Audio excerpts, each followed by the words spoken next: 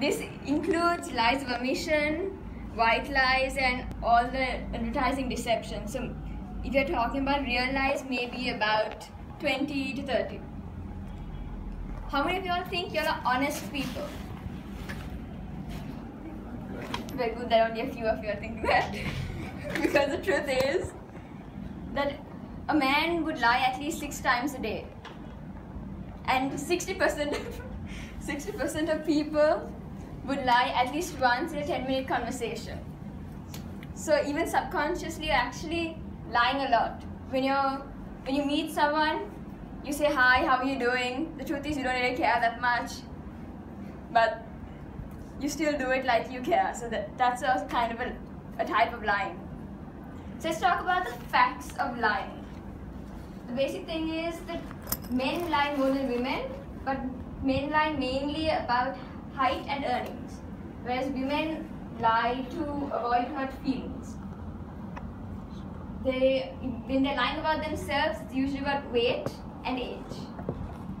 There are pros as well as cons to lying. When we talk about the pros of lying, it is people who lie are actually more pleasant people, and people would want to hang out with them more because they're less blunt, and people generally don't like to hear the truth.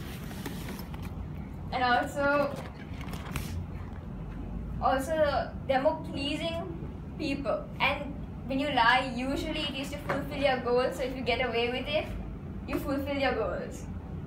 So there are also negative aspects to lying. The main thing is that there are actually health issues related to it. When you lie, your temperature increases, your heart rate speeds and become tense and more stressed. So it's actually bad for your health. Another reason that lying is bad is because people hold honesty at such a high level. They take it to be everything, and if one lie is a betrayal, even though it's done every day, it could be the breaking point of trust. Then moving on to the important part, which is how do you catch a lie. In order to catch a lie, firstly you're lied to because you have to be compliant to lie, and both parties are important in the lying process, because the person being lied to actually has to cooperate and be a bit more close-minded in order to receive the lie. So the main parts of lying, which is the person who's lying to would show some signs. The first few signs that you would probably see is they usually have one foot out the door, which means they want to finish this conversation fast because they're trying to leave it and they're trying to get away with the lie. The next thing is they talk formally. They'll use "I did not" and "I have not." They wouldn't use normal conversation like "I didn't" or "I haven't," which normal people would actually use genuinely. Another fact is they would distance themselves from the lie.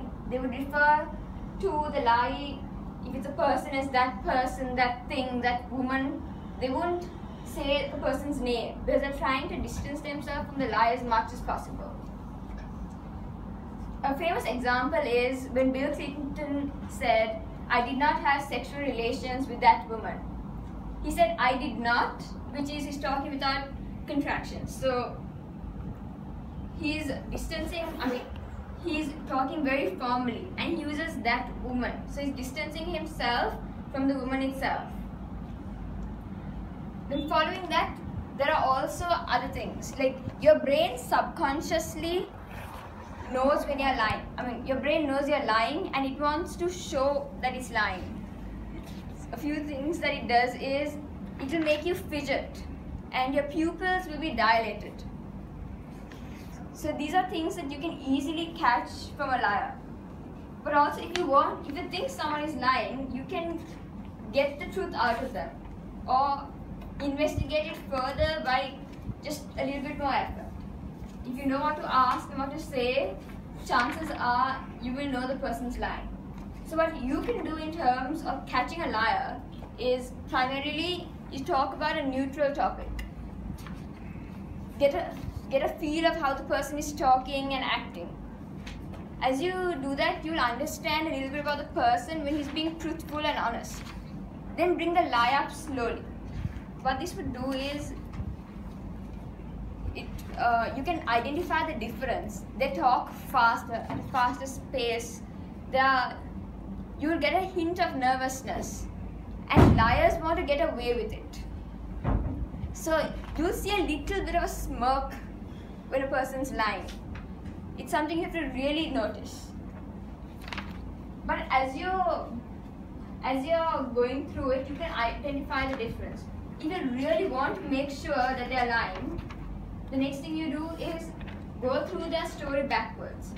This causes a cognition load, which means that they'll get confused themselves, and they'll contradict themselves. So that's how you will be able to catch the lie in the process. So that's mainly how you catch a liar. So now you are able to find the signs of when you're being lied to and how to catch a liar himself. So hopefully you won't be lied to as much now as you were before. Thank you.